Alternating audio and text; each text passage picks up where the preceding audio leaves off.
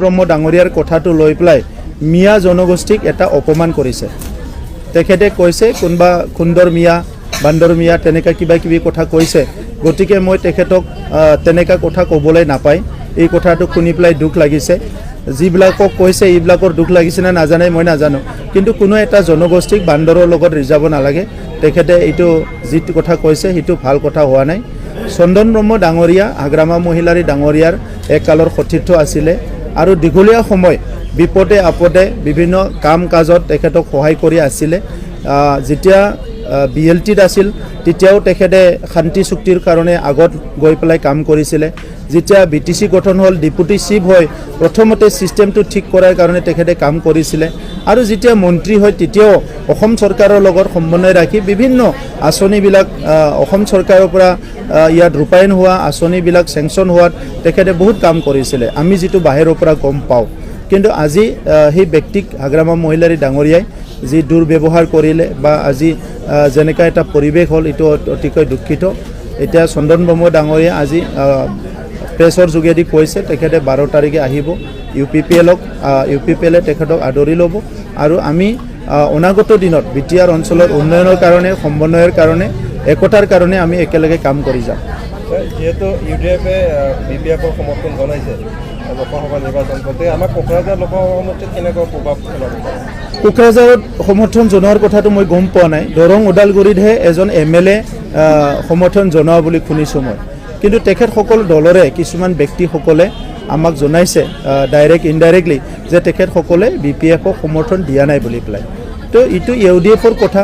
যদি ইমানখিনি সংঘাত হ'ল, মানুহ ঘৰ বাৰী এৰি পলাব লগা হ'ল, অস্থিৰতা এটা সময় বিৰাজ কৰিলে, তেখেতসকলৰ মাইনৰিটি মানুহবিলাকো বহুত কষ্ট পালে, এটা সময়ত আমাৰ মানুহবিলাকো কষ্ট পালে।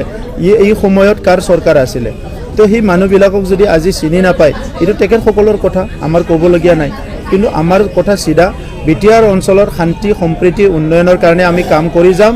নৰেন্দ্ৰ মোদী ডাঙৰীয়াক তৃতীয়বাৰৰ কাৰণে প্ৰধানমন্ত্ৰী হিচাপে পাবলৈ বিটিআৰ অঞ্চলৰ জনগণে সদায় এই নিৰ্বাচনত বিপুল ভোটত আমাৰ দুইজন প্ৰাৰ্থী দৰং ওদালগুৰিত দিলীপ শইকীয়া ডাঙৰীয়া আৰু কোকৰাঝাৰত আমাৰ জয়ন্ত বসুমতাৰী ডাঙৰীয়াক বিপুল ভোট দি পেলাই জয়যুক্ত কৰাব, এইটো নিশ্চিত হৈ গৈছে।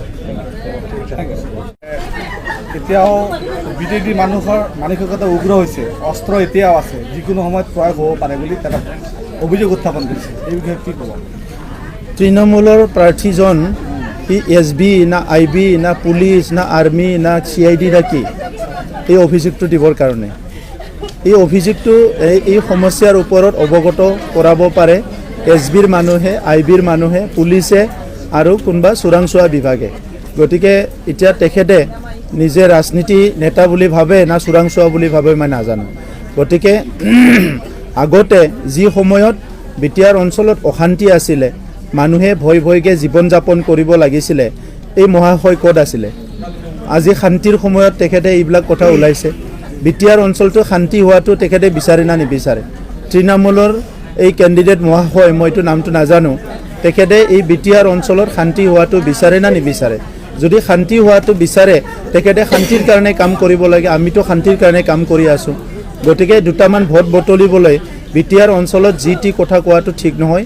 ইয়াত আগতে সংঘাত হৈ গৈছে, জাতিগত সংঘৰ্ষ হৈ গৈছে, তাত বহুত মানুহৰ জীৱন গৈছে, সম্পত্তি নষ্ট হৈছে আৰু আজি বহুত কষ্টৰ বিনিময়ত বিটিআৰ অঞ্চলত শান্তি সম্প্ৰীতি সমন্বয় আৰু নিৰাপত্তা আহিছে।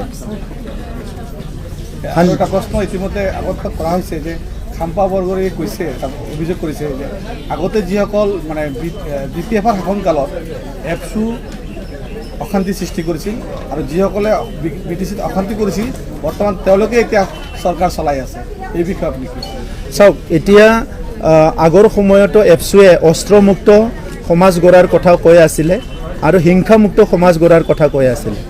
2009 চনৰ পৰা মই তেতিয়া এপছুত আছিলোঁ। খাম্পা বৰগয়াৰী ক'ত আছিলে মই নাজানো। সি যদি সপোনৰ দুনিয়াত ঘূৰি আছিলে, ক'ৰবাত যদি বেলেগত আছিলে সি মই নাজানো। কিন্তু 2007, 2008, 2009 এইখিনি সময়ত বিটিআৰ অঞ্চলত ভাতৃঘাতক সংঘৰ্ষ হয়, 100তকৈ বেছি মানুহ মৰিব লগা হৈছে।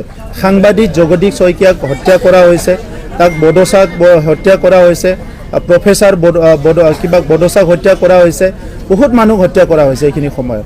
তো ক'ত খাম্ফা বৰগোহাঁই ডাঙৰীয়াই শুই আছিল 2008ত সংঘৰ্ষ হ'ল 12ত সংঘৰ্ষ হ'ল 14ৰ সংঘৰ্ষ হ'ল খাম্ফা বৰগোহাঁই ডাঙৰীয়া ক'ত শুই আছিল এইবিলাক সময়ততো নিখিল বড়ো ছাত্ৰ সন্থা ময়ে আছিলোঁ এই সময়ত আমি শান্তিৰ কাৰণে মাত মাতি আছিলোঁ সমন্বয়ৰ কাৰণে মাত মাতি আছিলোঁ তেখেতসকলৰ ভুল নীতিৰ কাৰণে তেখেতসকলৰ অপাৰিপক ৰাজনীতি কিছুমান পদক্ষেপৰ কাৰণে বিটিআৰ অঞ্চলটো জ্বলন্ত এটা অৱস্থালৈ গৈছিলে বড়ো অনাবৰৰ সৃষ্টি হৈছিলে বিভিন্ন সমস্যাৰ সৃষ্টি হৈছিলে খাম্ফা ডাঙৰীয়াই নিজে ভদ্ৰলোক হৈ পেলাই ঘূৰি ফুৰি আৰামছে এণ্টাৰটেইনমেণ্ট কৰি আছিলে এইবিলাক কথা খাম্ফা ডাঙৰীয়াই নাজানিব আজি চন্দন বৰ্মাই BPF ত্যাগ কৰিলে অহা 12 তাৰিখত ইউটিউবত যোগদান কৰিব গতিকে কেনেকৈ আদৰি ল'ব আজি মই দেখিছোঁ আৰু শুনিছোঁ যে হাগ্ৰামা মহিলাৰী ডাঙৰীয়াই চন্দন